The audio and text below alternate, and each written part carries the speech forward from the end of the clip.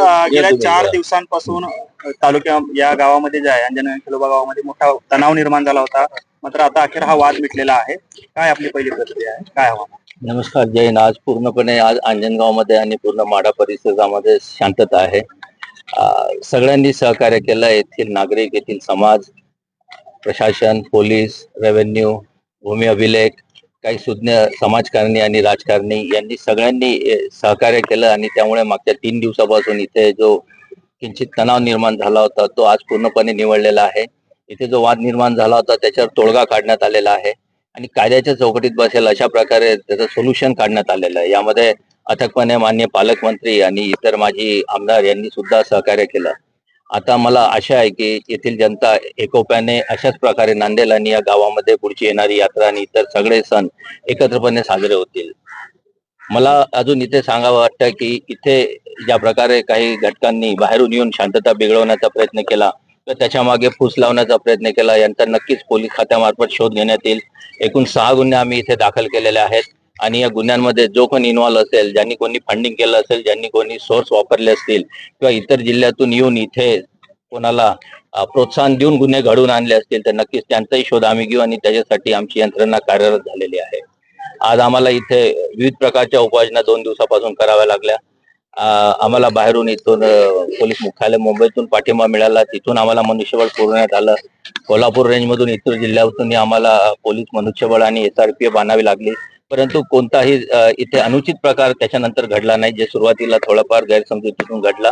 पण आता इथे पूर्णतः शांतता आहे आणि यापुढेही शांतता कायम राहील आणि इथे नागरिक सहकार्य करतील अशी मला पूर्ण आशा आहे. किती जणांवरती गुन्हे दाखल केलेत आणि काय इथे संख्येला महत्व नाही. मी सांगितलं आपल्याला की सुरुवातीला जे काही दगडफेक गेली, शासकीय मालमत्तेचं नुकसान झालं, काही कर्मचारी आमचे जखमी झाले, त्याच्यामध्ये जी काही संख्या निघेल ती आम्ही ठरवलेली आहे ऑलरेडी. जे काही नाव आहेत त्या FIR मध्ये त्याच्यामध्ये सिरियस हल्ल्याचे कलम आहेत, सरकारी मालमत्ता वाहनाचे नुकसान करण्याचे आहे आणि काही विनापरवानगी आंदोलन करण्याचे सुद्धा आहे.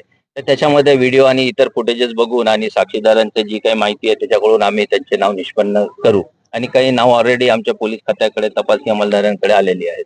सर, ज्या ठिकाणी जे रास्ता रोको करण्यात आलं, 2 दिवस ठिय्या देण्यात आला, त्यामुळे रस्त्याला अडथळा निर्माण झाला, त्या संदर्भात काही गुन्हे दाखल होणार आहेत किंवा झालेले आहेत? आम्ही तेच आपल्याला सांगितलं की विनापरवानगी आंदोलन ज्यांनी केलं ते सगळ्यांवर गुन्हे दाखल आहेत आणि उर्वरित अजून काही शिल्लक प्रक्रिया असेल स्टेशन डायरीमध्ये आम्ही नोंदी केलेला आहे तर त्याचाही आम्ही मागोवा घेऊ. त्याच्यातूनही CCTV फुटेज आमचे इच्छा अधिकारी आणि SP पुन्हा बघतील आणि त्याच्यात गरज असेल तर नवीन गुन्हे सुद्धा दाखल करू. खरं तर राज्यभरात हे पेव जे आहे किंवा ही जी पद्धत आहे की अचानकपणे रातोरात पुतळे आणायचे, उभं करायचे, त्यामुळे कुठेतरी समाजाची शांतता बिघडते, पोलीस प्रशासनावर मोठा ताण निर्माण होतोय. काय उपाययोजना या संदर्भातले आपण काही करताय का किंवा त्या संदर्भात काही नियोजन आहे? याच्यामध्ये ऑलरेडी शासनाचं एक GR आहे, त्याच्यामध्ये जिल्हास्तरीय समिती आहे, त्याच्यामध्ये डिस्ट्रिक्ट मॅजिस्ट्रेट म्हणजे कलेक्टर अध्यक्ष असतात, पोलीस अधीक्षक आणि इतर खात्यांचे अधिकारी हे सदस्य असतात.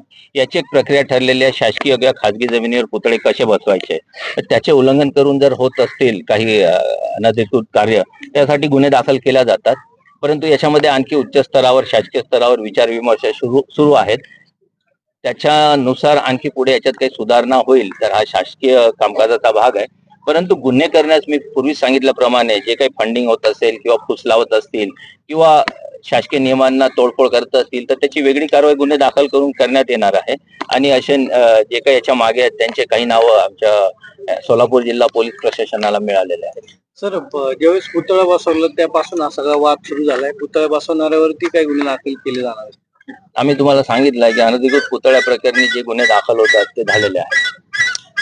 सर, साधारणपणे असं पाहायला मिळतं की 20 ते 25 वयोगटातली जी मुलं आहेत, कारण आता सोलापूर जिल्ह्यामध्ये जवळपास 10 पेक्षा अधिक पुतळे जे आहेत ते बसवले गेले आहेत, तिथे हीच मुलं जे आहेत तर यांचं काही यांना काही आव्हान असणार आहे का? यांना काही आपला संदेश असणार आहे का? नक्की. मी मगाच सांगितलंय की स्थानिक गावकरी एकोपाने असतात, पण जेव्हा बाहेरून कोणत्या घटक येतात आणि ते फूस लावतात तेव्हा अशा फूस लावण्याला किंवा चिथावणीला स्थानिक तरुण वर्ग मोठ्या प्रमाणात बळी पडतो आणि नुकसान त्यांच्या भवितव्याचं होतं. मला हेच नागरिकांना आवाहन करायचं की अशा प्रकारे आपण कायद्याशी खेळू नये किंवा कोणत्याही बेकायदेशीर कृत्यात सहभागी होऊ नये. मी काल जसं या घटनेमध्ये माढा तालुक्यातल्या किंवा गावातल्या सगळ्या समुदायांशी बोललेलो आहे. सगळ्यांचे विचार चांगले आहेत, पण जेव्हा कोणी डोक्यामध्ये वेगळे विचार टाकतो तर नक्कीच काही त्याच्यात बिघाड तयार होतो आणि त्याचा परिणाम स्वतःवर गुन्हे दाखल करून घेण्यात होतो. त्यामुळे माझी विनंती आहे की आपण प्रसार माध्यमांनी सुद्धा विधायक कार्याला प्रोत्साहन द्यावे आणि जे कोणी उघडपणे प्रसिद्धी माध्यमावर शिवीगाळ करतात कृपया त्याचं प्रसारण आपण करू नये. आपल्याला विनंती आहे आणि सगळ्या नागरिकांना विनंती आहे. धन्यवाद. जय हिंद.